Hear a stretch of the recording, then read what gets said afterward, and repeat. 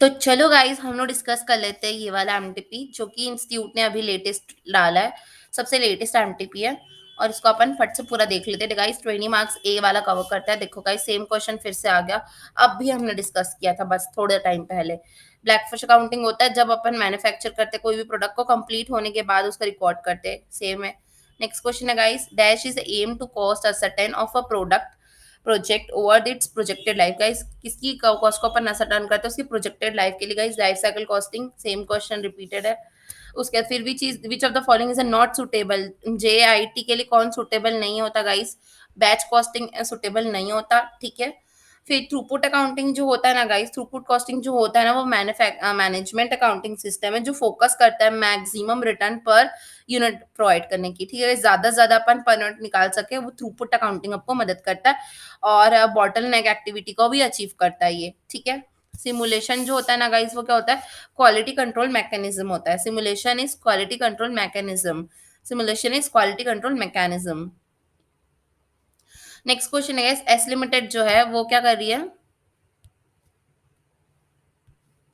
S limited जो वो manufacture करती है एक प्रोडक्ट जिसको टाइम लेता है 1 यूनिट बनाने में 2000 घंटे और फिर वो 80% के हिसाब से वो सीखते जाता है। गाइस अपन कर चुके लर्निंग का क्वेश्चन फिर से बता रही हूँ मैं एक बार लास्ट बार। देखो 2000 पहले में बनाएगा, उसका 80% निकालोगे तो 1600 आएगा, उसका 80% निकालोगे तो 1280 आएगा, देन उसका 80% निकालोगे तो कितना आएगा?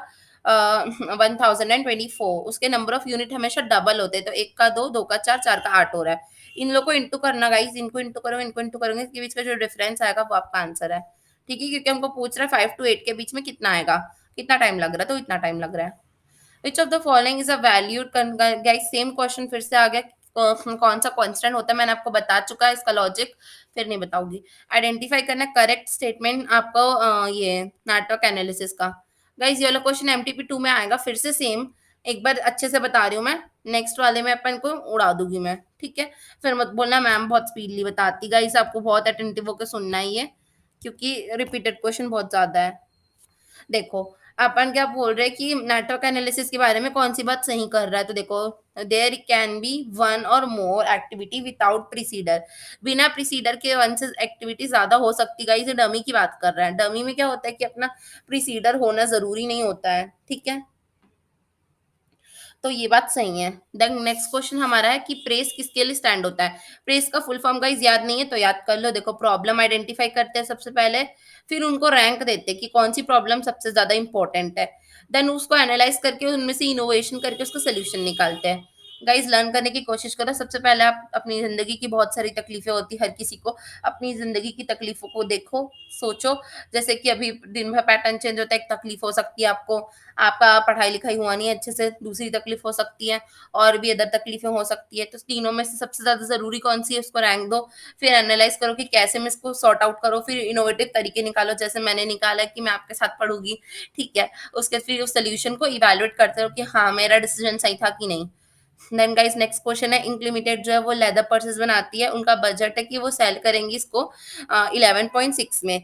उसका वेरिएबल कॉस्ट है 3.4 का और सेलिंग कमीशन 5% सेलिंग प्राइस का। गाइस इसका 5% निकालना, ध्यान रखना, ठीक है। फिक्स कॉस्ट दिया हुआ है अपने को, सेलिंग एंड डिस्ट्रीब्यूशन अलग से दिया है फिक्स्ड वाला, तो ये एक सेलिंग प्राइस है और ये दूसरा, दोनों को ऐड कर देना, ठीक है। गाइस मैंने निकाला है, देखो सबसे पहले सेलिंग प्राइस में से वेरिएबल कॉस्ट माइनस क्यों मैं, ये दोनों वेरिएबल कॉस्ट थी तो ये अपना कॉन्ट्रीब्यूशन आ गया, ठीक है। आप फिक्स कॉस्ट दो दी थी, दोनों को ऐड किए तो टोटल फिक्स कॉस्ट आ गया अपना, उसको डिवाइड कर देंगे कॉन्ट्रीब्यूशन से तो बीपी आ गया। बीपी पूछ रहा था? नहीं पूछ रहा था, उसने क्या पूछा? एमओएस पूछा। गाइस तो मैं हमेशा आपको बोलती हूँ अगर पहले एमओएस निकालने के लिए पहले बीपी की जरूरत है। सेल्स से जब अपन बीपी माइनस करते तभी एमओएस आ सकता है। सेल्स माइनस बीपी वाला फॉर्मूला मैंने लगाया है यहाँ पर। तो देखो गाइस बीपी यूनिट पता चल गया, अपन को सेल्स दिया था तो ये अपना एमओएस आ गया इतना। अब इतना जो है हमको परसेंटेज वाइज पूछना है ना, तो उसको परसेंटेज वाइज कैसे निकालते हैं, तो इसको अपने एग्जिस्टिंग परसेंटेज से डिवाइड करेंगे। मतलब 7,500 जो है वो हमारा एमओएस है, वो टोटल सेल के बराबरी में कितना है, तो टोटल सेल कितनी 90,000 है, तो 8.3% ये हमारे बजटेड सेल का होगा। आगे बढ़ते हैं, विच of the following is the not a quality parameter? Quality parameter कौन सा नहीं है? गैस ड्यूरेबिलिटी जो चीज होती है ना वो कोई क्वालिटी पैरामीटर नहीं होता है, ओके। देन नेक्स्ट क्वेश्चन हमारा कि पीवी रेशियो दिया है किसी फर्म का 50% और एमओएस दिया 40%। सेम क्वेश्चन रिपीटेड है गाइस। देखो एमओएस अगर 40% है तो याद रखना बीपी 60 होगा, क्योंकि मैंने अभी फॉर्मूला बताया sales minus BP is equal to होता है एमओएस। ठीक है, अगर ये कितना दिया क्वेश्चन में, कितना दिया एमओएस दिया है 40% और 100% सेल्स मानेंगे अपन तो 60% आ गया अपना, इसका 60 निकाल लो, आंसर आ जाएगा। So easy. Next question, a company buy a machine for 40,000 and also incur a purchase order to pay a maintenance contract for 2,000 in each of the 3 years. guys 3 साल तक आप पे करते रहोगे तो 2,000 का 3 × 3 करोगे तो टोटल 6,000 पे कर रहे हो, और आप खरीदे कितने का सामान हो, 40,000 का खरीदो, तो टोटल कितना आ गया आपका, ये आपका आ गया 46। ओके। सिमुलेशन क्या होता है guys, schedule aircraft, scheduling aircraft, इनमें से कौन सी सिमुलेशन में आता है गाइस। तो अपन शेड्यूल तो करते रहते हैं, सिमुलेशन के क्वेश्चन आपने बनाया होगा, पेट्रोल पंप वाला और बहुत सारे हॉस्पिटल वाला आता है, तो वो सब में शेड्यूल करते हैं ना अपन चीज़ों को, तो एयरक्राफ्ट को शेड्यूल करना भी एक सिमुलेशन होता है।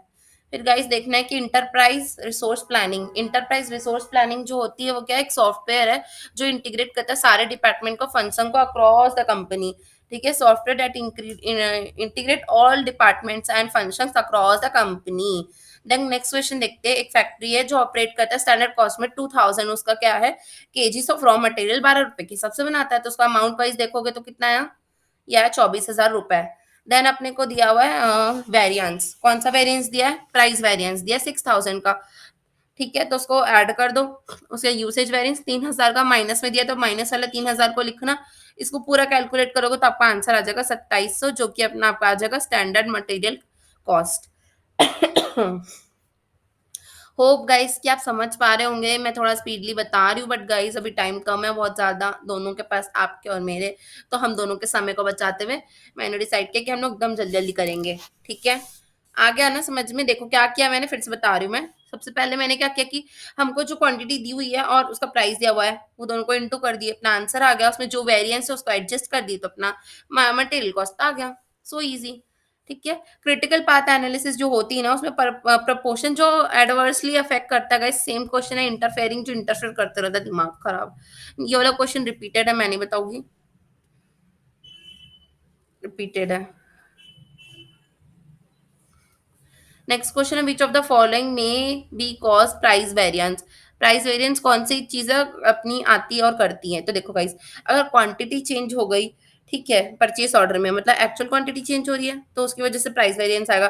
गाइस ऐसा क्वेश्चन आता ना तो आप ऐसे लिख लिया करो, M P V equals to S P minus A P bracket में ए क्यू। अब ये तीनों इनसे चीजें जो भी चेंज होगी ना वो अफेक्ट करेगी। तो देखो क्या क्या है, चेंज इन क्वांटिटी मतलब ए क्यू आ रहा है तो अफेक्ट करेगा, ऑब्वियसली बात है, yes. Failure to take advantage of season price, price आ गया तो फिर अफेक्ट करेगा। Changes in basic price, price में चेंजेस आया अफेक्ट करेगा, मतलब सारी चीज अफेक्ट करेगी। ठीक है गाइस, ऐसे वाला क्वेश्चन जब भी आता है फॉर्मूला लिख के जो जो एलिमेंट्स अफेक्ट करते हैं वो टिक कर देगा, हाँ अफेक्ट अफेक्ट अफेक्ट, और फिर ऑल आ गया। और वैसे भी सीएमए के एग्जाम में 99% जब भी ऑल ऑफ द अबव होता है ना, answer all of the above ही होता है। ये मैं अपने एक्सपीरियंस से कह रही हूँ। अगर एग्जाम एकदम ही नहीं आता रहेगा तो ऑल ऑफ द अबव टिक कर देना। ठीक है, देखो नेक्स्ट क्वेश्चन जो हमारा 20 वाला उसमें बता रहे कि ट्रेडिशनल स्टैंडर्ड कॉस्टिंग सिस्टम के हिसाब से अपन इंस्पेक्शन कर रहे थे, सेटअप कर रहे थे, सेम क्वेश्चन फिर से आ गया बट थोड़ा डिफरेंट है ये, तो मैं बता देती हूँ। देखो उसमें क्या है कि अपन सोचे थे कि 1760 रुपए लगाएंगे 2000 का सामान में। ठीक है, नहीं नहीं थोड़ा अलग है, इंस्पेक्शन सेटअप कॉस्ट, और एक्चुअली मतलब असली में अपना खर्चा हुआ है 1760 और हमने सोचा था कि 2000 खर्च होगा, मतलब हमने कम खर्च किया, वेरी गुड शाबाशी। ठीक है, फिर ABC system is being implemented, यहाँ पर एबीसी सिस्टम इम्प्लीमेंट हो गया। द बजटेड प्रोडक्शन, हमने सोचा था कि हम 10,000 यूनिट बनाएंगे 1000 की बैच में, बट असली में क्या बना यार, कम यूनिट बन गया और बैचेस ज्यादा लग गई। ठीक है, तो हमको पूछ रहे कि what is the total fixed overhead variance. Guys ऐसा वाला क्वेश्चन आप देखे होंगे, उसका आंसर दूसरा भी होगा, आप सोच भी रहोगे मैम ये वाला क्वेश्चन देखा सा है, इसका आंसर कुछ और था, यहाँ पे कुछ और है। तो गाइस उसमें कुछ और क्वेश्चन पूछा था, यहाँ पे क्वेश्चन कुछ और पूछ रहा है, यहाँ पे हमको टोटल फिक्स्ड ओवरहेड वेरिएंस पूछ रहा है।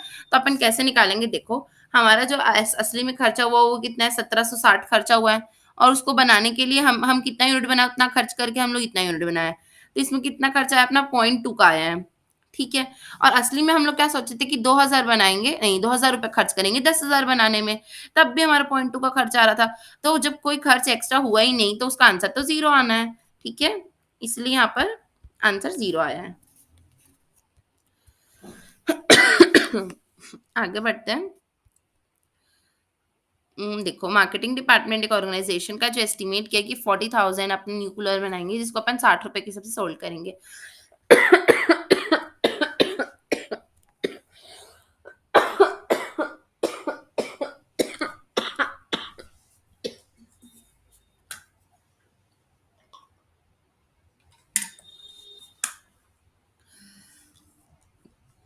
सॉरी, थोड़ा मेरे को तबीयत ठीक नहीं है इसलिए ऐसा हुआ। ठीक है। 40,000 मिक्स कूलर्स था जो सोल्ड कर रहे थे अपन ₹60 के हिसाब से, ठीक है। फिर design development and product of a new new investment किया अपन 40,000 का, और उसमें हम सोच रहे हैं कि 15% कमाएंगे। ठीक है गाइस, तो देखो अपने पास कितना था, अपना ये 40 लाख इन्वेस्टमेंट किए थे, 15% के हिसाब से कमाओगे, सोचे तो मतलब 6 लाख कमाना है आपको। कितने यूनिट बनाओगे? 40,000। 40,000 बनाओगे तो कितना रुपए आप उसमें से कमा लोगे? ₹15 पर यूनिट। ठीक है। अब आप कितने का सामान सेल कर रहे हो? 60 का सेल कर रहे हो, और आपको प्रॉफिट चाहिए 15 का, मतलब आपका कॉस्ट कितना होगा? 45। नेक्स्ट क्वेश्चन है, a company has a capacity of 80,000 units. 80,000 units का कैपेसिटी और सेल करती है 20,000 यूनिट। सेम क्वेश्चन है, नहीं बताओगे, डबल करते जाते ही जो उसका रेट रहेगा वो कम हो जाएगा। ये जो 20,000 है उसको आप 2 बार इंक्रीज करोगे, ये 40 होगा, फिर 40 से ये 80 होगा, जिसकी वजह से ना आपका ये जो है ना उसको 2 बार कम करना पड़ेगा, 10 और फिर 10, तो ये हो जाएगा 80। 80 माइनस 25% करोगे तो आ जाएगा 60। ठीक है, सेम क्वेश्चन कर चुके हैं, वही है। Dash is a systematic approach to analyze the functional requirement of a product or a services for the purpose of achieving the lower cost. Total cost हम कम से कम चाहिए, उसके लिए हम लोग बहुत सारी सिस्टमैटिक अप्रोच लगाते हैं प्रोडक्ट एंड सर्विसेज में, तो उसको बोलते हैं वैल्यू इंजीनियरिंग। ठीक है गाइस, वैल्यू इंजीनियरिंग बोलते हैं। Then in PERT network the optimum time of a particular 8 week and pessimist time, मतलब ऑप्टिमम हम लोग को 18 वीक लगता है, और पैसे मतलब कम से कम हमको 18 वीक लगेगा, ज्यादा से ज्यादा 42 वीक्स लगेगा बोल रहा है। तो उसका स्टैंडर्ड डेविएशन पूछ रहा है, दोनों को माइनस कर दो और डिवाइड बाई 6 कर दो। गाइस ये 6 जो डिवाइड कर रही है फॉर्मूला है, इसको डिवाइड करना ही पड़ता है। ऊपर कोई भी आंसर आएगा ना, हर क्वेश्चन के नीचे में आपको 6 से डिवाइड करना ही है। ठीक है, तो ये आपका आंसर आ जाएगा 4। अगर यहाँ पे 50 दे दिया ना, और यहाँ पे दे दिया 96, तो अब जब 96 माइनस 50 करोगे तो डिवाइड बाई 6 ही करना, हमेशा 6 माइनस होगा। ठीक है, नेक्स्ट क्वेश्चन है, if project A has a NPV of 3 lakh and project B has NPV of 5 lakh, the opportunity cost of B. Guys इसमें आपको ना दिमाग ये लगाना है कि आप दोनों में से एक प्रोजेक्ट एक्सेप्ट करोगे तो कौन सा करोगे जिसका एनपीवी ज्यादा होगा, मतलब 5 लाख वाला हाँ बोल दोगे। तो जब आप 5 लाख वाली चीज को हाँ बोल रहे हो तो आप ना किसको बोल रहे हो? 3 लाख को। तो आपको लॉस कितना हो रहा है? 3 लाख का लॉस हो रहा है। अब आपकी अपॉर्चुनिटी कॉस्ट क्या है? 3 लाख की है। आप एग्जाम में प्लीज गड़बड़ मत कर देना कि 5 लाख माइनस 3 के तो 2 आ गए, तो चलो 2 टिक कर देती हूँ करके। ऐसे गलती बिल्कुल मत करना। 3 होगा इसका आंसर, 3 ही होगा, क्योंकि पूरा 3 का लॉस हो रहा है। जब आप कोई 5 लाख की चीज को हाँ बोलोगे तो आप 3 लाख वाली चीज को ना बोल रहे हो, और ना बोल रहे हो तो 3 का लॉस है। Loss in the sense opportunity cost है वो। ठीक है। What effect will be the contribution margin and BEP if company is able to reduce its variable cost? का इस contribution margin में क्या इफेक्ट आएगा, बीईपी में क्या इफेक्ट आएगा, सेम क्वेश्चन है ये, फिर भी बता देती हूँ। देखो वेरिएबल कॉस्ट जैसी कम होती है ना, आपकी वेरिएबल कॉस्ट जैसी कम होगी, सीधा सीधा आपका कंट्रीब्यूशन जो रहेगा वो बढ़ जाएगा। ठीक है, अब कंट्रीब्यूशन जो है वो तो आपका बढ़ गया, तो आपकी जो बीईपी है वो क्या हो जाएगी? कम हो जाएगी। ठीक है, नेक्स्ट क्वेश्चन देखते हैं, अ कंपनी प्रोड्यूस दो। गाइस वाला क्वेश्चन बहुत ध्यान से समझना। दो एक कंपनी दो सामान बनाती है, एस और टी। ठीक है, फर्दर ही वो जैसे ही उसका स्प्लिट ऑफ पॉइंट आता ना, जैसे ये ऐसे जॉइंट कॉस्ट लग रही थी दोनों में, वैसे ही फिर स्प्लिट अप हो गए। ठीक है, अलग अलग हो गए, तो एक जब अलग हुए तो 80,000 में हुआ और दूसरा 1,20,000 में हुआ। एक का यूनिट 800 बना, दूसरे का 400 यूनिट बना। ठीक है, पी जो है ना उसको अपन 250 में बेचते हैं, और एस को कितने में बेचते हैं? वी को मतलब 500 में बेचते हैं। अब हमको क्वेश्चन में ये दिया हुआ है कि हम लोग जो है जॉइंट कॉस्ट जो हमारी थी ना, जॉइंट कॉस्ट कितनी गाइस? देखो 80,000 और 1,20,000। ठीक है, ये दोनों जो हमारी कॉस्ट थी वो टोटल की तो 2 लाख है। ठीक है, वो जो 2 लाख है, ठीक है, नहीं, 2 लाख नहीं आएगा यहाँ पे मैं कुछ और बता रही हूँ सुनो। जो a sum of 90,000 of joint cost were allocated to P, मतलब बोल रहा है कि जो पी है ना, उसको हमने 90,000 दे दिया है, एलोकेट कर चुका है। तो हमको पूछे कि टोटल जॉइंट कॉस्ट कितनी थी? मतलब अगर समझ लो आपके पास है 5 चॉकलेट, ठीक है? तो क्वेश्चन में ना बता नहीं रहा कि आपके पास 5 चॉकलेट है, वो आपको बोल दिया कि ना मैंने हमको अपने 2 बच्चों में बाँटना है, तो हम 1 बच्चे को दिए हैं 3 चॉकलेट, ठीक है? इसको 3 दिए, तो बताओ कि टोटल चॉकलेट कितनी थी? मतलब ऐसे पूछ रहा है। ये ऐसे पूछ रहा है। आपको पूछ रहा है कि आपको तो 3 मिली है और आप बताओ कि टोटल कितनी थी? ये क्वेश्चन है। ठीक है, तो गाइस हम लोग कैसे देखेंगे कि इनका परसेंटेज देख लेंगे। इसको कितना परसेंट मिलना था, अगर इसको इतना परसेंट मिला और इसकी इतने परसेंट के बराबर है, तो टोटल कितना होगा? ऐसा करके अपन को सोचना है। ठीक है, समझ गए सोचना कैसे है?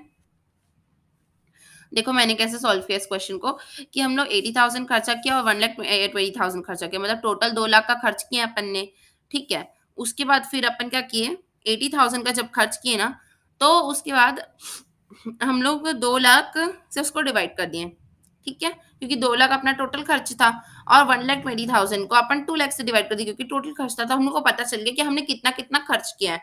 मतलब 40,000 पहले वाले ने खर्च किया और दूसरे वाले ने खर्चा किया 60%, मतलब उनके आगे के खर्चे भी वैसे ही डिवाइड होंगे। मतलब कहना चाहते हैं कि 90,000 जो था, वो भी उसी रेशियो में खर्च हुआ होगा। तो अगर हमको दिया हुआ है कि ये सेकंड जो अपना जो पी वाला इंसान है, उसको अपन ने कितना दिया है, अगर उसको 90,000 दिया है, तो उसका परसेंट कितना है? 60 है। तो 90,000 डिवाइड बाय 60 कर देंगे तो 1,50,000 आ जाएगा। तो ये हमारा आंसर 1,50,000 आ गया। आई होप गाइस आपको क्लियर हुआ होगा कि मैं क्या समझा रही हूँ। मैं फिर से बता देती हूँ एक बार।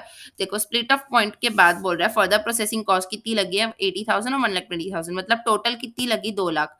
अब इनका परसेंट निकालेंगे, कितना परसेंट किसका है? मतलब 80,000 डिवाइड बाय 2 लाख और 1,20,000 डिवाइड बाय 2 लाख, मतलब 40% पहला खर्चा कर रहा है और जो 60% है वो दूसरा खर्च कर रहा है। अब हमको देखिए जो दूसरा वाला है उसको 90,000 हमको जॉइन कर दे चुके हैं अपन, ठीक है, मतलब उसको एलोकेट हो चुकी है उतनी। तो जब उसको उतनी एलोकेट हो चुकी है तो वो 60% के बराबर होगी, तो उसको अपन 60 से डिवाइड करेंगे, इंटू 100 कर देंगे, तो अपना आ जाएगा 1,50,000 जो कि टोटल खर्चा होगा जॉइन कॉस्ट का। आई होप गाइस आपको यहाँ तक आया होगा। अब आगे बढ़ते हैं अपन।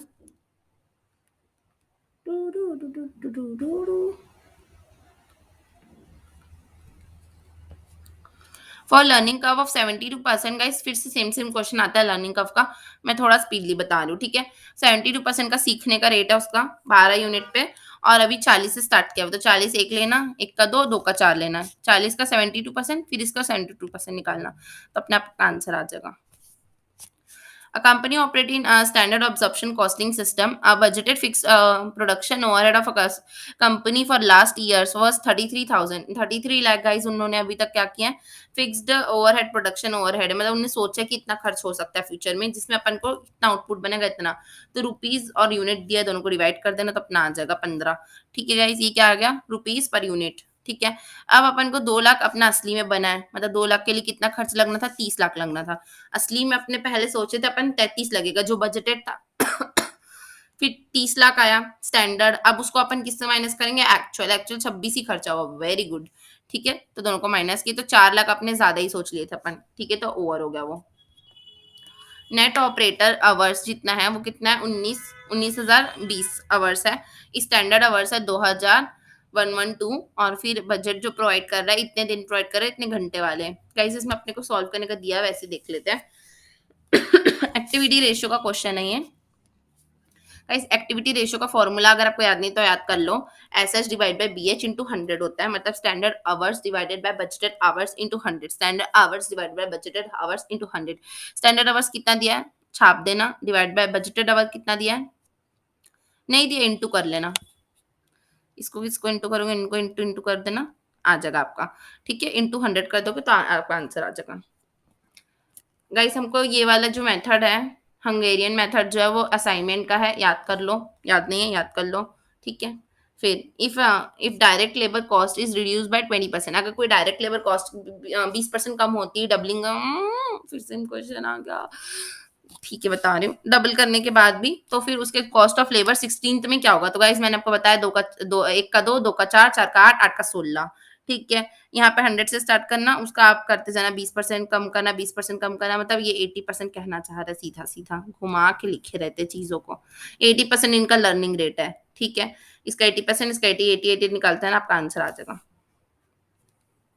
Cell value of a product 35% है, मटेरियल कॉस्ट ₹20 है।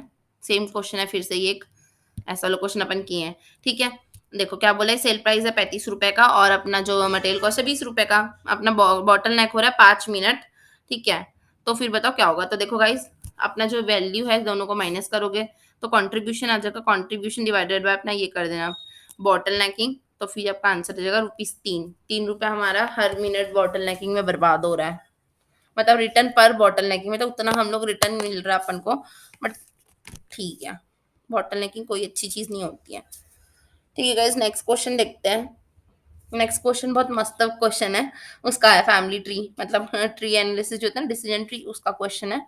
तो देखो गाइस, इसमें ना अपन ऐसे ट्री ट्री ट्री बनाते हैं, ऐसे ला ला ला ला ला ला, ऐसे ऐसा करके दो ठोक ट्री, इसका डंडी निकलता है, ऐसे ब्रांचेस रहते हैं, ठीक है? तो वैसा क्वेश्चन है, बट मैं ब्रांचेस नहीं बना रही हूँ इसमें, जो तक प्यारा सोल्यूशन दिया उसी से बता रही हूँ। देखो गाइस, इसमें सीधा सीधा ये बोल रहा है कि अल्फा लिमिटेड जो है ना, वो क्या कर रही है, कंपनी जो न्यू प्रोडक्ट लॉन्च करने वाली है, और वो सोच रही कि 70% पॉसिबिलिटी कि मैं सक्सेसफुल रहूंगी। तो गाइस, अनसक्सेसफुल का 30 हो गया, ठीक है? देखो 70 और 30, उसके फिर क्या, कंपनी हाउएवर सोच रही कि मैं ना एडवर्टाइजमेंट कैंपेन करूंगी ना, तो उससे प्रोबेबिलिटी बढ़ जाएगी कि मैं 95% सक्सेसफुल रहूं। तो 95% सक्सेसफुल है, मतलब अनसक्सेसफुल 5% होगा, ठीक है? तो जो, और फिर if successful the product will generate 2 lakh की इनकम, 2 लाख की इनकम है तो 2 लाख और 2 लाख कर देना, और 70,000 वुड बी रिसीव्ड, ठीक है? नहीं तो फिर अगर नहीं हुआ तो 70,000 रिसीव होगा, तो 70,000 और 70,000, तो आपका आंसर आ जाएगा, दोनों को माइनस कर देना। नेक्स्ट क्वेश्चन है, P intended to use relevant costing, ठीक है? Selling price for special order, the printing of a vouchers which required a particular type of paper is not regularly used, मतलब हम लोग अक्सर यूज नहीं करते उस सामान को, ठीक है? और लेफ्ट प्रीवियस जॉब, पिछले जॉब का कुछ पड़ा हुआ हमको मिल गया, ठीक है? The cost of x bought this paper last year, ₹15 का वो पिछले साल खरीद के लाया था, एंड देयर वर 100 रिम्स, मतलब ₹15 का एक कागज था और 100 कागज उनके पास रखे हैं। जो ब्राउचर है उसमें हमको कितना चाहिए, 250 पेजेस चाहिए, और उसका करंट मार्केट प्राइस है 26, और अगर आप इन बाउचर को बेचने जाएंगे ना तो ₹10 में सेल हो जाएगा, ठीक है गाइस? तो हमारे लिए तो ₹10 ही हुआ, तो अपन कैसे लेंगे, 100 × 10, और अपन को और कितना चाहिए, 150 चाहिए, 150 × 26। आई होप यही आंसर होगा। देखो, हाँ एकदम सही किया मैंने, वेरी गुड। ठीक है गाइस, आगे बढ़ते हैं। लीनियर प्रोग्रामिंग टेक्निक जो है वो ऑप्टिमाइज करती है, higher the actual hours worked the higher the capacity ratio, ठीक है? उसके बाद फिर लर्निंग कर्व का अगर परसेंटेज 72 है गाइस, अभी ऊपर की क्वेश्चन 72% वाला, हम्म, ये तो है, ये रहा 72% वाला क्वेश्चन। फिर गाइस इसमें देखो, आप देख रहे हो ना कैसे रिपीट होते हैं सेम टाइप के क्वेश्चन, सेम क्वेश्चन है, ठीक है? What method include the preparation and use of standard costing comparison, guys अभी पढ़ के स्टैंडर्ड कॉस्टिंग, अभी पढ़े ना इसी वीडियो में, ठीक है? फिर क्या, provide a case of uniform costing can be applied, guys अभी सेम, फिर सेम। यूनिफॉर्म कॉस्टिंग कहाँ पे अप्लाई होती है, तो जो एंटिटी सेम होती है उनके ऊपर अप्लाई होती है, बट डिफरेंट प्रोडक्ट में अप्लाई नहीं हो पाती, बोल रहा है। इसी के साथ गाइस ये एमटीपी यहीं पे खत्म होता है, इसका थ्योरी पार्ट देख लेते हैं अब। हम्म, अरे यार एक मिनट, हाँ अच्छे से देखते हैं हर क्वेश्चन का।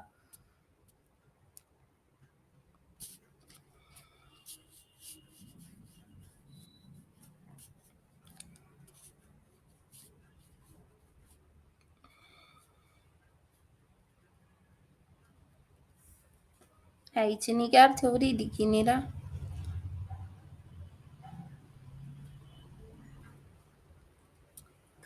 ये रहा, what are the factor affecting the learning curve,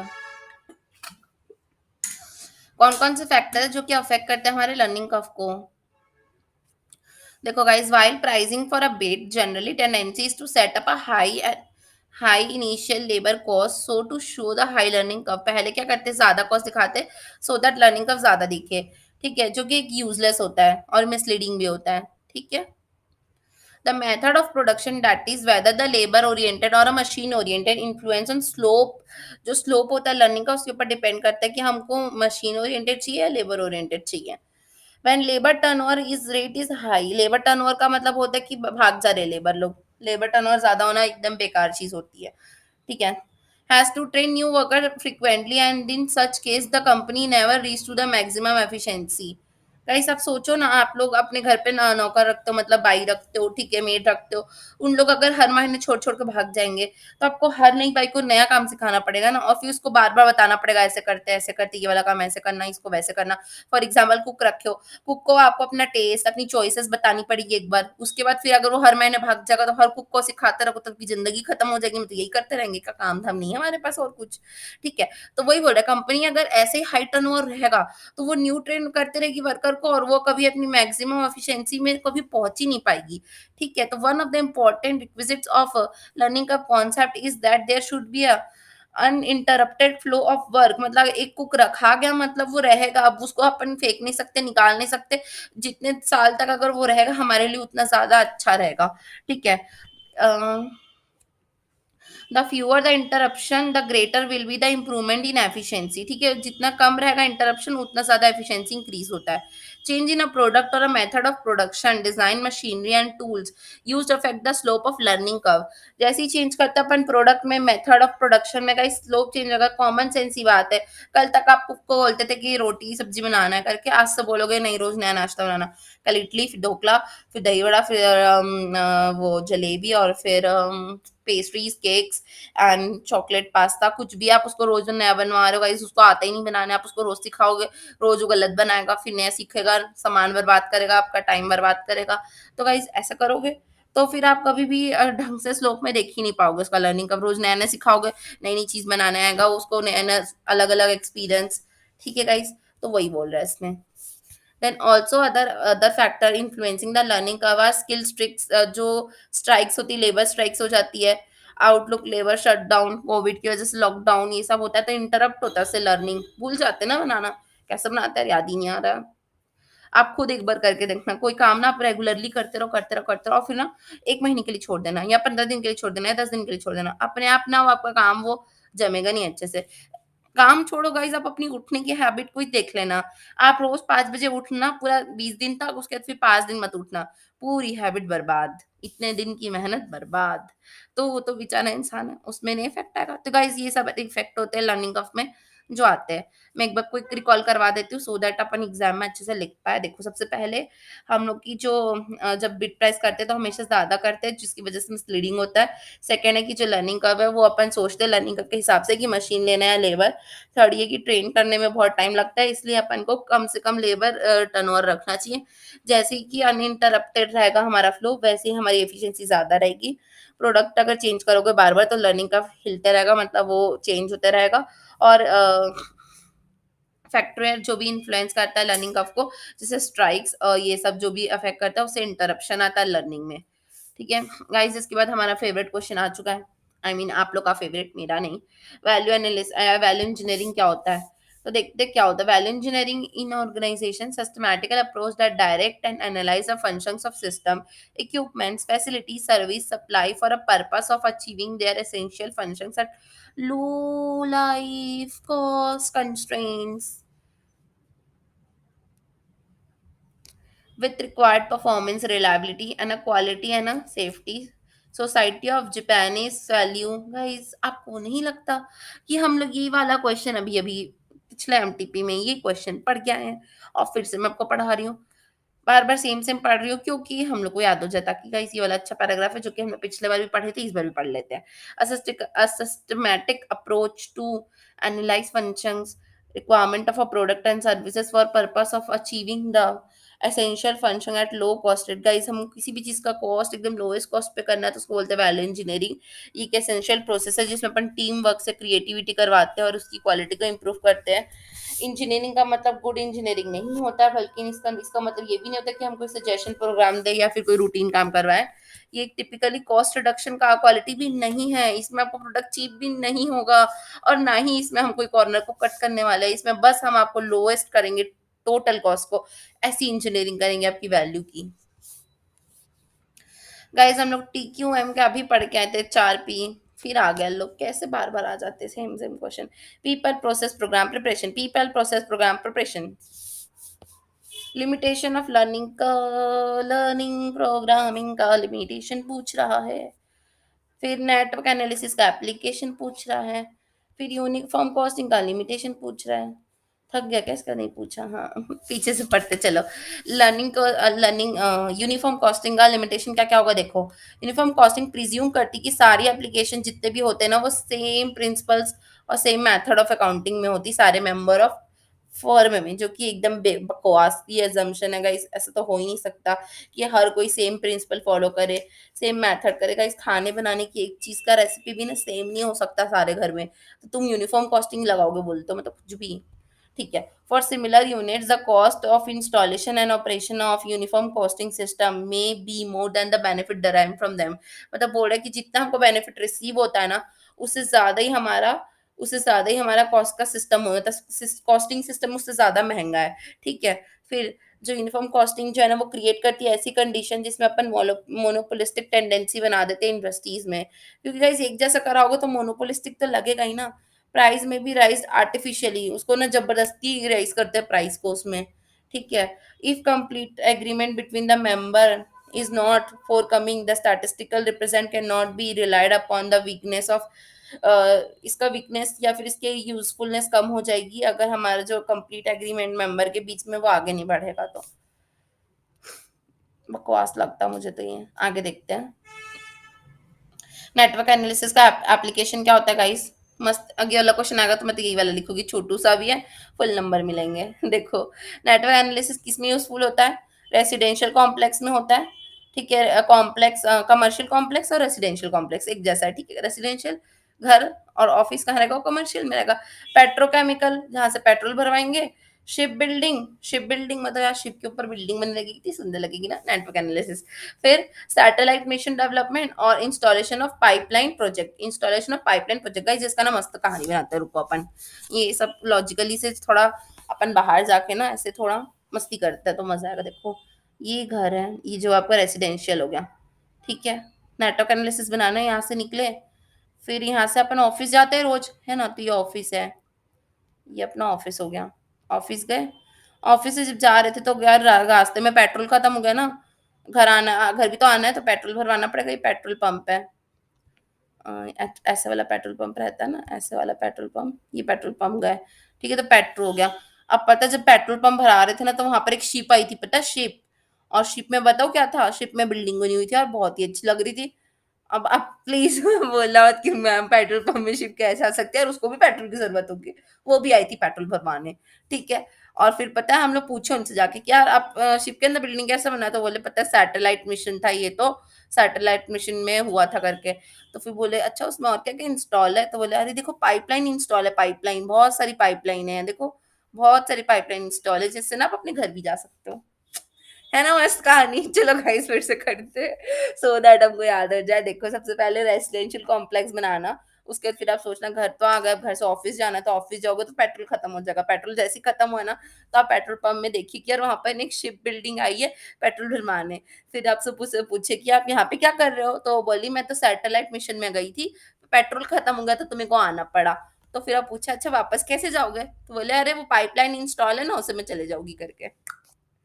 ये याद हो गया। आगे बढ़ते हैं। ठीक है। Limitation of linear programming. Guys please आप लोग जजमेंटल मत बनना, हाँ, मुझे लेके अच्छा नहीं लगता मुझे।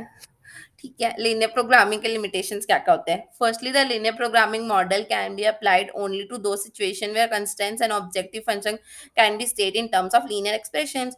गाइस एकदम सल्ली सी एकदम कॉमन सेंस वाली बात है, नहीं तो इसमें क्या लिखने की जरूरत थी। लीनियर प्रोग्राम में वहीं पे तो एप्लीकेबल होगा ना जहाँ पर टर्म्स रहेंगे उसके एक्सप्रेशन के, वहाँ पे मैं तो मेरे को वो सब बोलने का मन होता है, जैसे कि लीनियर प्रोग्रामिंग ना मेरे लिए मैथमेटिक्स है और आई हेट मैथमेटिक्स। ठीक है। उसमें बहुत सारे कंस्ट्रेंट्स होते हैं जैसे एक्स वाई जेड, बकवास। ठीक है। तो अब जहाँ पर एक्स वाई जेड रहेंगे वहीं पे तो लीनियर प्रोग्रामिंग आएगा ना। नॉर्मल कॉमर्स की जिंदगी में भी आ जाते हो तुम, मुंह उठा के, कुछ लगता नहीं है कॉमर्स के बच्चों को नहीं पसंद हो तुम। ठीक है। लीनियर प्रोग्रामिंग जो होता है ना वो कोरिलेट करता है ऑब्जेक्टिव ऑफ फंक्शंस को, जितने भी फंक्शन होते हैं ना उनको कोरिलेट करेगा। ठीक है। कंस्ट्रेंट इक्वेशंस बनाएगा। ठीक है, पता है हमको। आगे, yet another important limitation of linear programming is to give fraction. I hate you. Fraction, I hate you. तुम आ जाता हो और मेरा दिमाग खराब हो जाता है। Then linear programming will fail to give solution if management is complete. Management का झगड़ा करा दो, लीनियर प्रोग्रामिंग नहीं आएगा उनके घर में। जिनके घर में झगड़ा होगा उनके घर में लीनियर प्रोग्रामिंग नहीं आएगा, क्योंकि वो खुद ही इतना अजीब सा दिखता है। अब जब झगड़ा करते रहेंगे तो उसको सॉल्व कैसे करेंगे? उसको सॉल्व नहीं करेंगे तो उसका मतलब क्या होगा? ठीक है। Linear programming problems require that total measure of efficiency and total resource usage resulting from joint performance of analysis must be equal to the respective sum of quantity resulting to each performance individually। बहुत बड़ा है यार, छोड़ो। Many real world problem are complex guys. असलियत की जिंदगी बहुत ज्यादा कठिन होती है in terms of number of variable. Exactly guys, variable, कितने सारे वेरिएबल होते हैं हमारी लाइफ में। रिलेशनशिप्स होती हैं, कंस्ट्रेंट्स होते हैं। ठीक है। और takes the capacity of even largest computer, और वो ज्यादा कंप्यूटर से भी बहुत बड़ी बड़ी होती है। एग्जैक्टली। ठीक है गाइस, आगे बढ़ते हैं। इसी के साथ गाइस हमारी वाला एमटीपी का डिस्कशन होता है खत्म। आई होप आप लोग को बहुत बहुत बहुत मजा आया होगा। अगर आपको अच्छी लगती वीडियो गाइस तो प्लीज यार थोड़ा सा कमेंट करके बता दो ना, अच्छा लगता है मुझे, प्लीज। ठीक है गाइस, एक और एमटीपी डिस्कस करते हैं, चलो फिर। चलो गाइस, हम लोग सेकंड एमटीपी डिस्कस कर लेते हैं अपना एससीएम का। ठीक है, सबसे पहले एमसीक्यूज देख लेते हैं गाइस। देखो गाइस, फर्स्ट क्वेश्चन वही वाला आ गया जो अपन डिस्कस कर चुके हैं ऑलरेडी। ठीक है, ये ईओक्यू या ईओक्यू जो अपना होता है सेम क्वेश्चन है जो अपने फर्स्ट वीडियो में पहला क्वेश्चन था। गाइस मैं आपको बता दूं कि ये अपना सेकेंड पार्ट है। ठीक है गाइस, और सेकेंड पार्ट ये हमारी वीडियो का, फर्स्ट पार्ट मैंने अपलोड करवा दिया यूट्यूब पे। ठीक है, आई होप आप लोग बहुत इंजॉय कर रहे होंगे गाइस। सेकंड क्वेश्चन देख लेते हैं कि कंपनी जो है वो सिंगल प्रोडक्ट बनाती है। ठीक है, और उसके बाद सिंगल प्रोडक्ट बनाकर वो 10 रुपए में बेच देती है। फिक्स कॉस्ट 48,000 की है और अपने को कॉन्ट्रीब्यूशन 40% है। तो गाइस आपको पता है कि कॉन्ट्रीब्यूशन मार्जिन का जो परसेंटेज होता है और पीवी रेशियो जो होता है वो सेम होता है। तो अपने पास बीपी का फॉर्मूला आ जाता है कि फिक्स कॉस्ट से जब अपन पीवी रेशियो को डिवाइड करते हैं तो अपने पास बीपी आ गया 1.2, मतलब ये हो गया 1,20,000। ठीक है गाइस, अब 1,20,000 अगर अपना बीपी है और अगर सेल 1,40,000 है तो सीधी सी बात पता चल जाती है कि अपना 20,000 का क्या हुआ है, एमओएस है। ठीक है, उसको पर यूनिट में चाहिए तो 2,000 अपना आ जाता है। ठीक है गाइस, नेक्स्ट क्वेश्चन देखते हैं। एबीसी लिमिटेड जो है वो करेंटली पीबीटी में 19.20 लैक्स में उसका कर रही है, मतलब प्रॉफिट उसका 19.2 है और उसका टोटल असेट्स है 96। गाइस ये क्वेश्चन तो मुझे सेम लग रहा है, अपना एमटीपी 1 में डिस्कस किया। ठीक है गाइस, अपन नेक्स्ट देखते हैं क्वेश्चन। गाइस मैं आपको बहुत ज़्यादा सजेस्ट करूंगी कि आप प्लीज़ दोनों पार्ट्स वीडियो को एक साथ देखें सो दैट आपको रिलेटेबल लगेगा, क्योंकि सही में क्वेश्चन बहुत ज़्यादा सेम है। तो सेम सेम क्वेश्चन को मैं स्किप करूंगी। ठीक है, दोनों वीडियो को आप एक साथ देखना, छोटा छोटा ही तो है। ठीक है गाइस, मैं आपको ये भी बता दूं कि ये वाले मतलब बिट क्वेश्चन में से 40 मार्क्स का आएगा ही आएगा, फाइनल फाइनल, मतलब एमसीक्यू ट्रू फॉल्स सब मिलाकर। तो आपको देखना ही चाहिए। ठीक है गाइस, डी क्वेश्चन देख लेते हैं अब। डी क्वेश्चन जो है उसमें अपन को फिर से सेम क्वेश्चन पूछ रहा है इसकी ऑल रिकॉर्ड जो रहते हैं वो रिलेटेड अगर इन्वेंट्री से रहते हैं उसके बाद अपन बनाते हैं तो उसको ब्लैक फिश अकाउंटिंग बोलते हैं। सेम क्वेश्चन है ये भी। ठीक है गाइस, नेक्स्ट क्वेश्चन देख लेते हैं। नेक्स्ट क्वेश्चन जो है वो 85,000 की अपनी सेल्स है और अपने को टारगेट करना है प्रॉफिट। ठीक है, अपनी मार्जिन की थी 30 की है, फिक्स कॉस्ट है 15 लाख का। तो गाइस सीधा सीधा अपन तो कर लेंगे 85 इंटू 30% और फिर गाइस अपना फिक्स कॉस्ट उसमें से माइनस कर देंगे तो अपना आ जाएगा ये। ठीक है, आई होप आपको समझ में आएगा कि नेट प्रॉफिट कैसा आया है। देखो गाइस, सेल्स में से अपन को 30% प्रॉफिट चाहिए और प्रॉफिट और फिक्स प्रॉफिट में से फिक्स को उसको हटा दे रहे हैं अपन। ठीक है, तो अपना आ जाएगा target profit. Next question guys अपना ये है कि नेटवर्क एनालिसिस में कौन सी बात सच होती है इनमें से। ठीक है, तो सच बात कौन सी देख लेते हैं। There can be one or more activity without a preceder in a network. तो गाइस ऐसा हो सकता है कि किसी प्रीसीडर का एक से ज्यादा एक्टिविटी जो हो वो मतलब एक से ज्यादा एक्टिविटी का प्रीसीडर ना हो। जैसे गाइस इसमें डमी का एग्जांपल ले सकते हैं अपन। ओके, बाकी गाइस ये सारे रॉन्ग है, आप पढ़ लीजिएगा एक बार। देन जी पॉइंट में पूछा ट्विन लिमिटेड जो है वो यूज करता है जेआईटी और फिर अपना ब्लैक फिश अकाउंटिंग। ठीक है, उनके पास कोई रॉ मटेरियल तो है नहीं। ठीक है। 10,000 यूनिट्स उन्होंने प्रोड्यूस किया था और स्टैंडर्ड कॉस्टिंग के हिसाब से 150 का लग रहा था उनको। मटेरियल 60 का था। गाइस आपको बताने के लिए मैं ध्यान दिलवा दूँ कि अपन इसमें सिर्फ़ और सिर्फ़ मटेरियल को कंसीडर करते हैं इस इन टर्म्स में, जब भी आपको बोलेगा ये वाली अकाउंटिंग फॉलो करते तो, ठीक है। तो 10,000 इंटू अपन 60 कर देंगे गाइस और जो अपनी कॉस्ट लगी उसको ऐड कर देंगे, तो टोटल कॉस्ट आ जाएगी अपनी, ठीक है।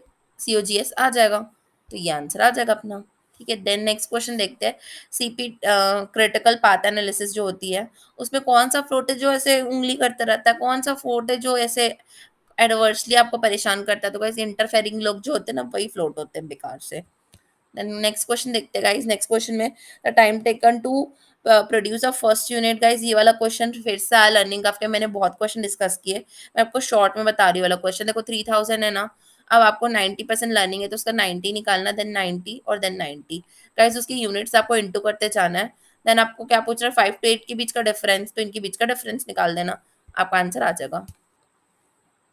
Which of the following is a valid constraint. Guys valid कौन सा होता है, तो देखो इक्वल टू वाला तो बिल्कुल नहीं होता, और इसमें इक्वल साइन नहीं, मतलब ऐसे वाला साइन होना चाहिए या ऐसे वाला साइन होना चाहिए वैलिड होने के लिए, ठीक है। इन दोनों में से जो साइन रहेगा वो वैलिड है। अब देखो इसमें क्या है, ये डिवाइड आ जा रहा है, बिल्कुल नहीं हो सकता। उसके फिर इसमें इक्वल टू का साइन ये भी नहीं हो सकता, मतलब सिर्फ यही वाला सही है। देन गाइस नेक्स्ट क्वेश्चन जो अपना फिर से एमटीपी 1 का डिस्कशन किया हुआ क्वेश्चन आ गया, सेम टू सेम, ठीक है, मैं स्किप कर रही। देन नेक्स्ट क्वेश्चन अपना क्या है, आई, क्वेश्चन नंबर आई है। इसमें क्या है देख लेते हैं अपन। गाइस ये क्वेश्चन भी मुझे रिपीटेड लग रहा है, बट ठीक है अपन डिस्कस कर लेते हैं। देखो सबसे पहले ना अपना सेमी ऑटोमेटिक जो फिक्स कॉस्ट है ना उसको ऐड करेंगे, ठीक है गाइस। इसमें मतलब मैं पहले क्वेश्चन समझा देती हूँ, आई एम सो सॉरी। देखो सबसे पहले बोल रहे हैं कि कॉस्ट दैट दिया हुआ है 2 अल्टरनेटिव वे का, ठीक है। अब अपन को फिक्स कॉस्ट दी हुई है और अपने को वेरिएबल कॉस्ट दी हुई है, ठीक है। तो अपन देखते हैं।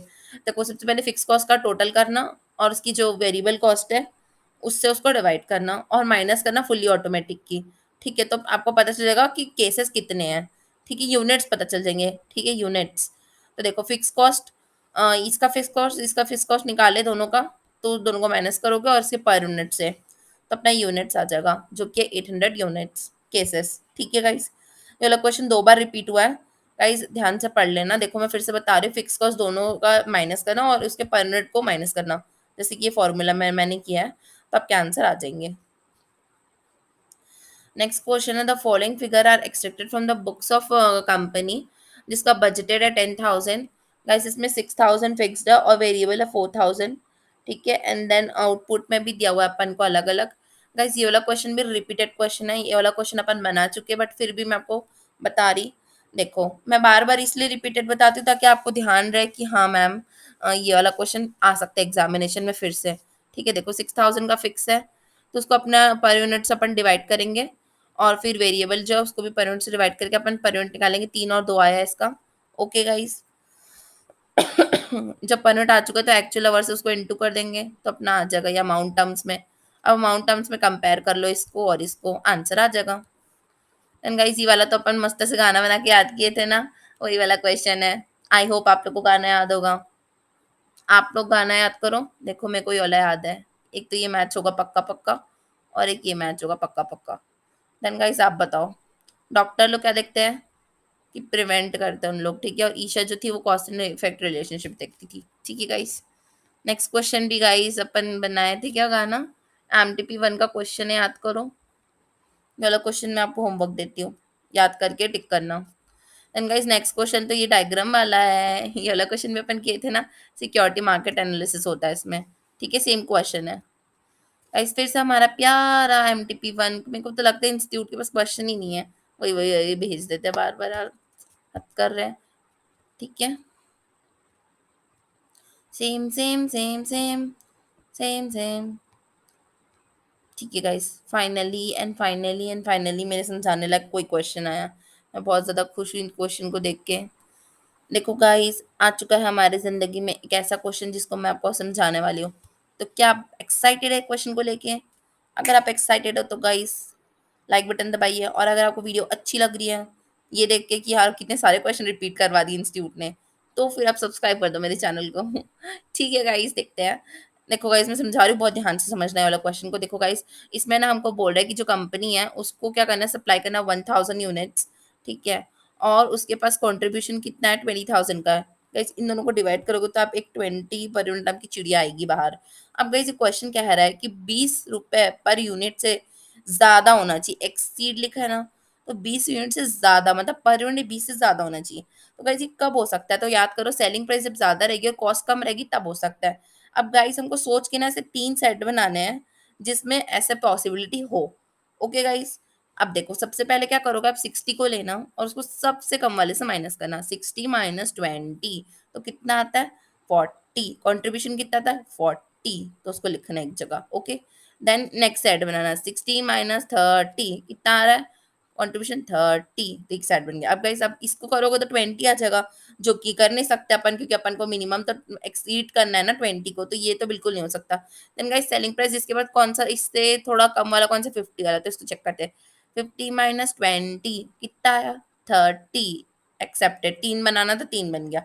अब गाइस आपको क्या करना है, कुछ नहीं करना है, बहुत ईजी, देखो इनकी जो प्रोबेबिलिटी ना उनको इंटू करना है। जैसे अपन ने कितने बार यूज किया 60 को 2 बार, तो ये वाले अमाउंट को 2 बार, ये वाला 1 बार इंटू, देन इसके साथ इंटू, फिर दूसरी बार इंटू, इसके साथ इंटू, फिर तीसरी बार ये वाला इंटू, इसके साथ इंटू। ठीक है गाइज, ये देखो मैंने लिखा है, आई होप आपको क्लियर होगा कि कैसा है ये वाला। ठीक है, देन आप इसको जब कैलकुलेट करोगे तो आपका आंसर आ जाएगा। गाइस वाला क्वेश्चन बहुत इंपॉर्टेंट है, एक ही बार आया अभी तक ठीक है, आने की चांसेस है मेन एग्जाम में, अच्छे से पढ़ लो, मैंने एक्सप्लेन किया आपको, फिर से आप एक बार रिवाइंड करके वीडियो फिर से देखना। ठीक है गाइस, लॉजिक भी दिया है मैंने कैसे ऐसा क्यों कर रहे हैं, क्योंकि एक्सीड कर रहे हैं 20 से, इसीलिए अपन ऐसा किए हैं। ठीक है, और गाइस राउंड ऑफ कर लेना याद से, राउंड ऑफ करने बोला है नियरेस्ट डिजिट से। ठीक है, देन गाइस नेक्स्ट क्वेश्चन देखते हैं अपन, क्या है, एक मिनट गाइस, इसके बाद कौन सा टाइप का क्वेश्चन, मतलब ट्रू फॉल्स है क्या। ठीक है, चलो ये वाला क्वेश्चन देखते हैं, बी वाला। अपने पास सेल्स है 2,50,000 की, और अपने पास नेट प्रॉफिट है 24,000 का, अपने पास फिक्स ओवरहेड है 68,000 की। तो गाइस आपको फॉर्मूला याद होगा, गोल्डन फॉर्मूला जो अपना लगता है, उसका क्या नाम है, देखो उसमें क्या करते हैं अपन, सेल्स इंटू पीवीआर करते हैं, और फिर इक्वल करके फिक्स कॉस्ट में अपन ऐड करते हैं प्रॉफिट। तो गाइस मैंने वही किया है, फिक्स कॉस्ट जो थी अपनी, उसमें अपन प्रॉफिट को ऐड कर दिया, ये देखो, तो अपना कॉन्ट्रीब्यूशन मार्जिन आ गया। ठीक है, अब जो कॉन्ट्रीब्यूशन मार्जिन है उसको अपन डिवाइड कर देंगे इससे, तो अपना पीवी रेशियो आ जाएगा, तो अपना पीवी रेशियो 24.8 आ गया। ठीक है, अब अपन को fix cost divided by PV करते तो बीपी आता है, तो कर दी, तो अपना आंसर आ जाएगा ये वाला अपना आंसर आ जाएगा। आई होप गाइस आपको क्लियर होगा। गाइस M2 का आंसर ना मतलब M2 इन द सेंस ये वाला मॉक टेस्ट का आंसर ना इंस्टीट्यूट ने रिलीज नहीं किया है। तो गाइस अगर आपको लग रहा है ना कि कहीं पे कुछ मिस्टेक है, तो please let me know in comment box, because guys मैं भी ह्यूमन बीइंग हूँ, एरर हो सकता है, आप प्लीज मुझे बताइए। ठीक है, मैं नेक्स्ट टाइम से ध्यान रखूंगी। ठीक है, नेक्स्ट क्वेश्चन देखते हैं। नेक्स्ट क्वेश्चन है, डेस्कटॉप कंपनी मैन्युफैक्चर करती है, सेल करती है 7500 यूनिट्स ऑफ प्रोडक्ट का, the full cost unit is 100 and the company has fixed its price so as to earn 20% interest on investment of 9 lakh. Guys company चाहती कि 9 लाख का 20% कमाऊं, तो ये तो उसका प्रॉफिट हो गया। देन गाइस इसका फिक्स कॉस्ट दिया है क्या, बिल्कुल दिया है, देखो फुल कॉस्ट दिया है, मतलब इसको और इसको इंटू करोगे तो अपना कॉस्ट आ गया। ठीक है, देन अपन को क्या करना है, सेल्स इतने यूनिट सेल करती है, उसका कॉस्ट इतना है, रिटर्न इतना चाहिए। कहीं सेलिंग प्राइस पूछ रहा है अपने से। ठीक है, पर यूनिट सेलिंग प्राइस पूछ रहा है, देखते हैं। Sales 7,500 units and full cost of a unit is 100, मतलब एक यूनिट को 100 रुपीज़ की खर्चा लगता है उसको बनाने में, जिसमें एंड द फिक्स्ड नहीं, the company has fixed its price so as to earn 20% investment on return, मतलब उसको कितना कमाना है, 9 लाख का 20% तो कमाना ही कमाना है। ठीक है, तो let me use calculator once.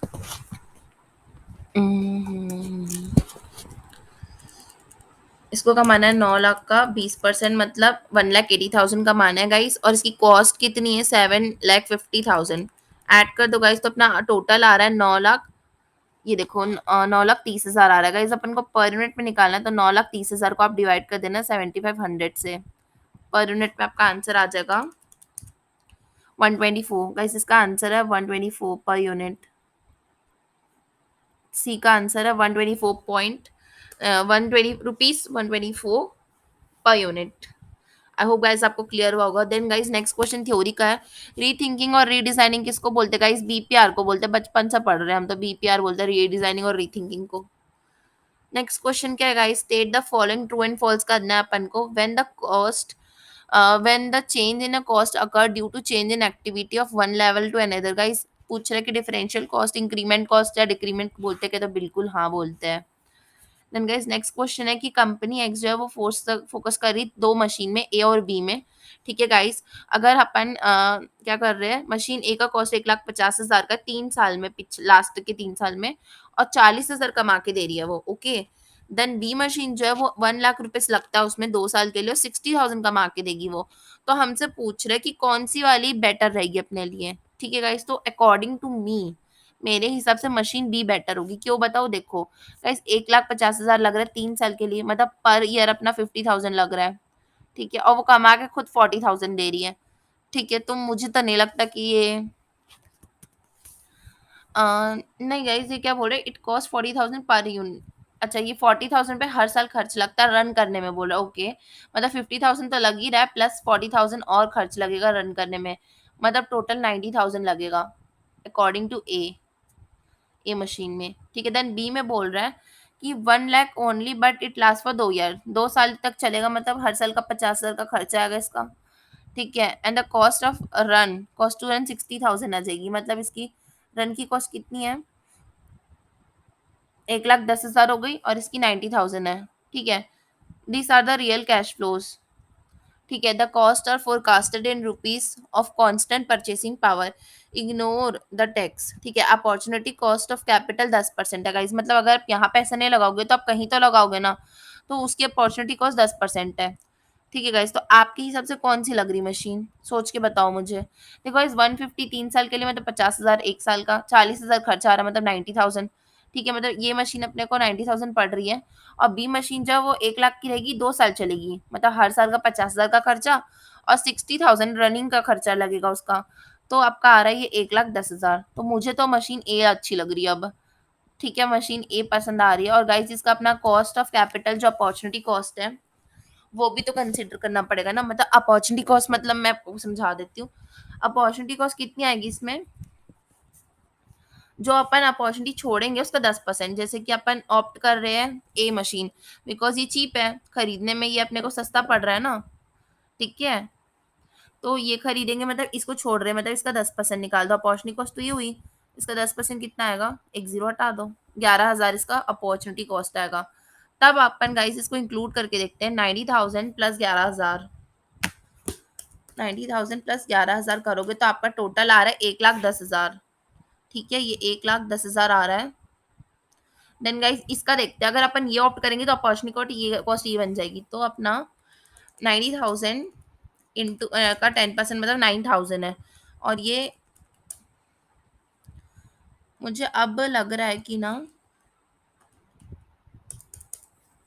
रुको गाइस, मैं ना आपको थोड़ा साफ साफ लिखती हूँ, आपको समझ में नहीं आ रहा होगा ना यहाँ पर, रुको वर्ड पे मैं थोड़ा एक्सप्लेन करने की कोशिश करती हूँ। छोड़ो, दो मशीन है, मशीन ए, मशीन बी। मशीन ए 1,50,000 की है, 3 साल चलेगी, हर साल का खर्चा 50,000 आएगा। ठीक है, और ये मशीन 1 लाख की है, डिवाइडेड बाय 2 साल चलेगी, मतलब इसमें भी 50,000 का खर्चा आएगा। ओके गाइज, यहाँ तक क्लियर हुआ। देन अपन को क्या बोला क्वेश्चन में, एक मिनट में थोड़ा क्लीन कर दो।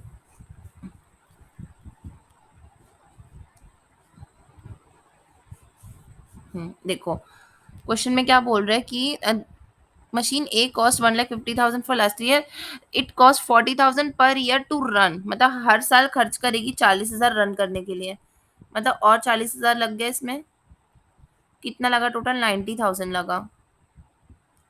और इसमें ये बोल रहे 60,000 लगेगा मुझे चलने में, तो इसका खर्चा कितना आएगा? इतना आएगा।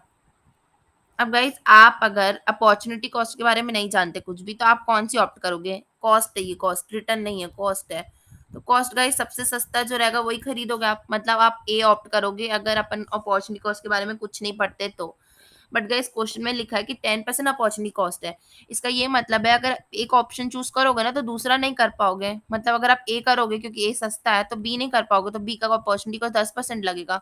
मतलब कितना आएगा ये, एक जीरो बस हटाना है अपन को, 3 जीरो। ठीक है गाइस, तो अपन को खर्चा कितना लगा अल्टीमेटली, इसको ऐड कर दो। टोटल खर्चा 90,000 प्लस 11, ये अपना खर्चा लग रहा है इतने का। मतलब आप कह सकते हो कि ये अगर ए मशीन खरीदोगे तो टोटल खर्चा इतना लगेगा। ठीक है, देन मैं इसका बता रही हूँ।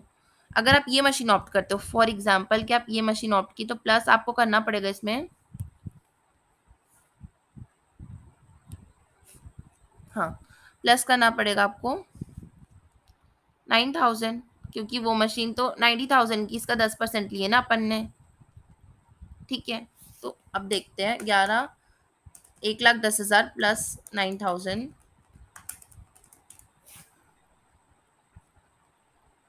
इसके अकॉर्डिंग गाइस आप बताओ कि कॉस्ट के हिसाब से आप क्या चूज करोगे। जो मशीन 1,10,000 की आ रही वो, या 1,19,000 की आ रही वो। आप बोलोगे मैम ऑब्वियसली मैं तो पहला वाला ही चूज करूंगा क्योंकि वो सस्ता पड़ रहा है। ठीक है गाइस, आप ये चूज करें, वेरी गुड, और आपका आंसर बिल्कुल सही है और मुझे भी लगता है यही आंसर सही होगा। गाइस आप सोचोगे कि मैम इतना ज्यादा तामझाम क्यों की, बट गाइस क्वेश्चन में बोला था इसलिए मैंने किया। ठीक है, तो इसी के साथ अपन मशीन ए चूज कर रहे हैं। ठीक है, बिकॉज वो चीप है। मैंने आपको पूरा एक्सप्लेन करने की कोशिश की है। इसका आंसर है मशीन ए। मैंने पूरा लॉजिकली समझाया, आई होप आपको समझ में आया होगा।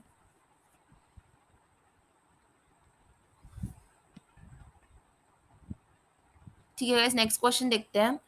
A company a company operate in a ABC system to attribute a overhead cost to cost object its budget। Guys ABC का क्वेश्चन तो अपन बहुत सारा बनाया ना, वैसे ही क्वेश्चन लग रहा है। देखो 2,000 परचेस ऑर्डर है जिसको अपन सोचे थे, मतलब 2,000 सामान खरीदेंगे 1 लाख खर्च करके, ये अपन ने सोचा था। बट असली में क्या हुआ, अपन ने 9,000 रुपये खर्च किया सिर्फ, और अपन 200 ही सामान खरीद के लाए हैं। ठीक है, तो अपन क्या सोचे थे, 1 लाख में 2,000 मतलब 50 रुपये पर ऑर्डर खर्च करेंगे। ओके गाइस, देन अपन नॉट 9,000 डिवाइड बाई 20, मतलब हमने हर में कितना खर्च किया, सिर्फ और सिर्फ 45 खर्च किया है। मतलब हमने पूरा 5 रुपये सेव किया है। कितने ऑर्डर्स में 5 रुपये सेव किया, पूरे 200 ऑर्डर में हमने 5 रुपये सेव किया, मतलब 1,000 की टोटल सेविंग हुई अपनी। तो कह सकते हैं कि ये सेविंग की जगह अपन इसको बोल सकते हैं ओवर ऑब्जर्प्शन किया अपन ने। मतलब अपन तो 50 के हिसाब से ऑब्जर्व कर चुके हैं, बट असली में तो 45 ही लगा है ना, मतलब 5 रुपये का ओवर हुआ है। नेक्स्ट क्वेश्चन देखते हैं गाइस। अब अपन एफबी लिमिटेड जो है वो यूज करती है स्टैंडर्ड कॉस्टिंग सिस्टम। ठीक है, स्टैंडर्ड अपने को दिया हुआ है, स्टैंडर्ड आवर्स दिया 15 रुपीज पर आवर, मतलब स्टैंडर्ड आवर्स नहीं, स्टैंडर्ड रेट दिया 15 रुपीज। चलो गाइस अपन क्वेश्चन नंबर एच डिस्कस करते हैं। एच डिस्कस करते हैं, इसमें देखो गया है कि अपना स्टैंडर्ड रेट पर आवर मतलब 15 रुपये अपन हर घंटे में मतलब चार्ज करते हैं। ठीक है, एक्चुअल आवर्स कितना पे किया अपन ने, 1800 आवर्स का किया है, और स्टैंडर्ड आवर अपन ने 2,000 सोचा था। गाइस मैंने आपको पहले भी बताया था कि जो क्वेश्चन पूछता है उसी का फॉर्मूला चिपकाया करो। तो S H minus A R करना, तो 200 आएगा, 200 इंटू 15 करना, अपना आ जाएगा 3,000 फेवरेबल। नेक्स्ट क्वेश्चन देखते हैं गाइस। देखो प्रोडक्ट है जिसका 60% सेलिंग प्राइस है, प्रोडक्ट बी का 68 है। गाइस ये वाला क्वेश्चन ना मुझे अजीब लग रहा है क्योंकि क्वेश्चन ही नहीं समझ में आ रहा है। तो गाइस ये वाला क्वेश्चन मैं स्किप कर रही हूँ। अगर आपको आता है तो प्लीज मुझे कमेंट करके बताएं। ये वाला क्वेश्चन ना एकदम रिलेटेबल है स्टडी मेट का क्वेश्चन नंबर 1 से। ठीक है, बट बहुत इनकम्प्लीट लग रहा है मुझे, तो मैं सॉल्व नहीं कर पा रही हूँ। ठीक है, नेक्स्ट क्वेश्चन देखते गाइस। एन ऑर्गेनाइजेशन जो है वो कंसीडर करती कॉस्ट को, स्पेशल ऑर्डर का। एक ऑर्डर है, इसका अपने पास कितना है, 1250 kg है पी का। ठीक है, और वो रेडिली अवेलेबल है रेगुलर मार्केट में।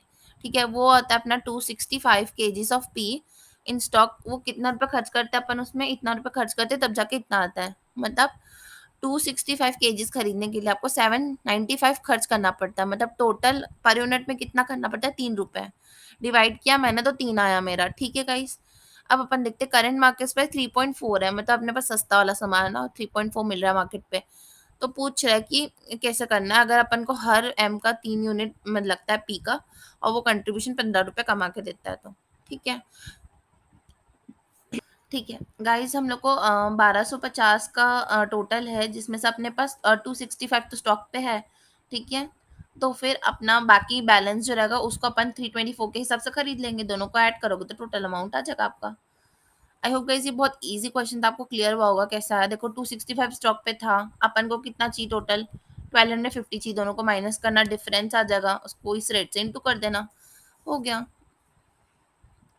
नेक्स्ट क्वेश्चन है गाइस, इसमें अपन को यूनिट्स दिया हुआ है 40-40 और मटेरियल मूव कर रहा है पर यूनिट 12-12 और 28।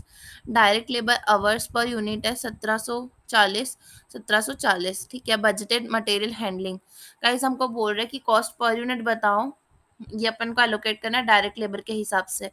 ठीक है गाइस, तो देखो जो अपना बजटेड मटेरियल हैंडलिंग है ना, उसको अपन डायरेक्ट लेबर के हिसाब से सिर्फ डिवाइड कर देंगे तो अपना आ जाएगा 200 rupees per hours. So simple guys. Next question देखते हैं। कंपनी हैज टू प्रोडक्ट, दो प्रोडक्ट है उनके पास। देखो बजटेड वॉल्यूम दिया है, मटेरियल दिया है, लेबर दिया है ना। उसका फिक्स कॉस्ट दिया अपन को 1 लाख रुपए। कॉस्ट ड्राइवर दिया, मटेरियल परचेज, ध्यान रखना मटेरियल परचेज दिया वो भी, cost driver is material purchase. ठीक है। देन दिया generally fix cost absorb at a labour, labour वाले में करते जनरली बोल रहा है जो 1,80,000 है। ठीक है, हमको क्या तकलीफ है।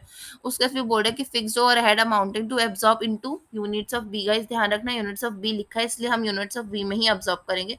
एक मटेरियल वाले से करेंगे, यहाँ पे मटेरियल दिया था तो यहाँ पर क्या दिया, लेबर दिया तो लेबर से करेंगे, 20 से करेंगे, दोनों को करना गाइस। इसका आएगा और इसका आएगा 9,000, इसका आएगा 5,000, दोनों को ऐड करोगे तो आपका 1,40,000 सॉरी 14,000 रुपीज आ जाएगा।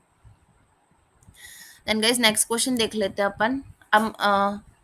A machine is expected to generate cash saving of 50,000 per annum over a period of 5 years। मतलब गाइस 50,000 वो 5 साल में क्या करेगी, अपन को कॉस्ट सेव करेगी बोल रहा है। देन सैलवेज वैल्यू कितनी है, 40% है। ओरिजिनल कॉस्ट की गाइस बहुत ध्यान से पढ़ना, ओरिजिनल कॉस्ट की 40% है। अपन को दिया है अकाउंटिंग रेट ऑफ रिटर्न 20% का। The cost of two such machine will be, मतलब पूछ रहे कि दो मशीन की कितनी होगी। ठीक है गाइस, तो देखो सबसे पहले 50,000 अपना है कॉस्ट सेविंग, उसमें अपन ऐड करेंगे 20% क्योंकि अपना रेट ऑफ रिटर्न है तो 60,000 आ जाएगा, जिसमें से सैलवेज माइनस करेंगे। अब गाइस ध्यान रखना कि 40% इंटू सॉरी 50,000 इंटू 40% करोगे ना तो आपको ये सैलवेज आएगा। फिर इन दोनों को माइनस कर दोगे तो आपका आंसर आ जाएगा 40,000 का। आई होप क्लियर हुआ होगा। फिर से बता दूं क्या, देखो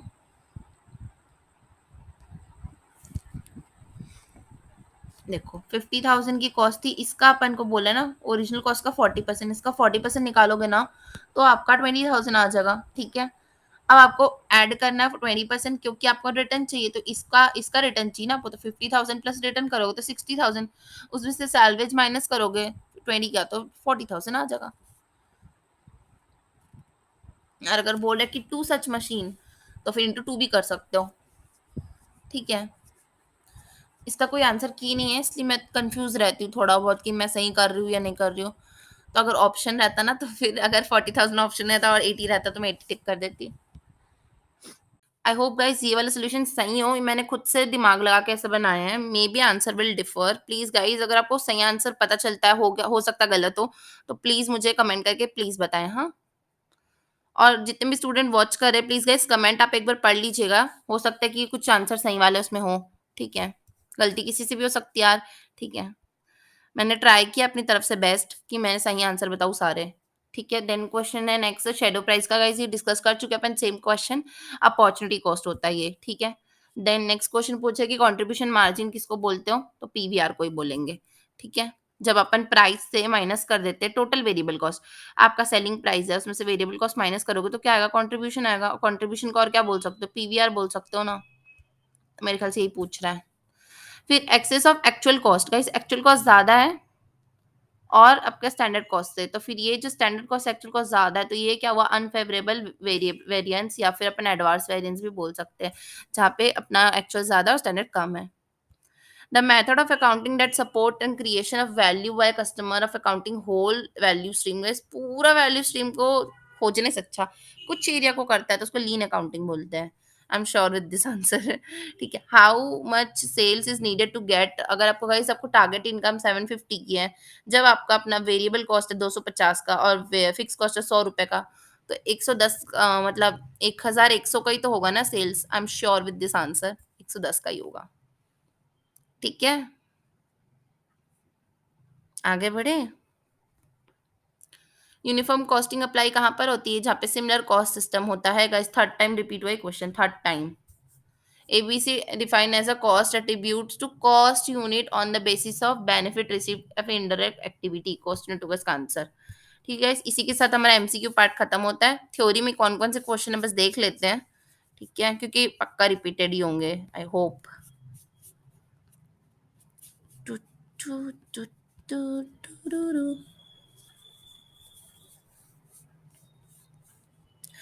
असाइनमेंट है गाइस, अपन वर्कबुक डिस्कशन में किए हैं इसको। टारगेट कॉस्टिंग के फीचर वर्कबुक में है। ब्लैकफिश अकाउंटिंग तो नहीं भी किए होंगे तो एमसीक्यू में 5 बार रिपीटेड है, वहीं से लिख देना।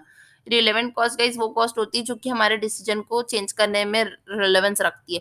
मतलब उसकी में इतनी ताकत होती है कि वो हमारे डिसीजन को चेंज कर दे, तो उसको रिलेवेंट कॉस्ट बोलते हैं। इसको भी डिस्कस कर चुके हैं। लाइफ स्टाइल अकाउंटिंग डिस्कस कर चुके हैं गाइस। इसी के साथ आई होप गाइस आपको ये एमटीपी डिस्कशन बहुत हेल्पफुल रहा हो, मजा आया हो। अगर गाइस आपको वीडियोस अच्छी लगती है तो प्लीज गाइस मुझे कमेंट करके, मेरे चैनल को सब्सक्राइब करके मुझे बताएं, सो दैट मुझे पता चले कि गाइस आप लोगों को कितना पसंद आ रहा है।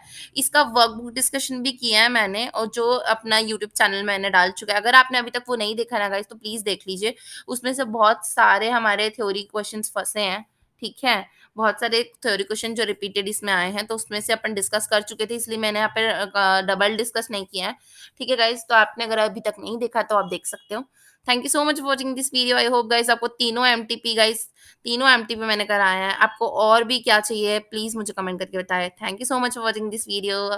बाय गाइस, पढ़ते रहिए, आपकी सेहत का ध्यान रखिए।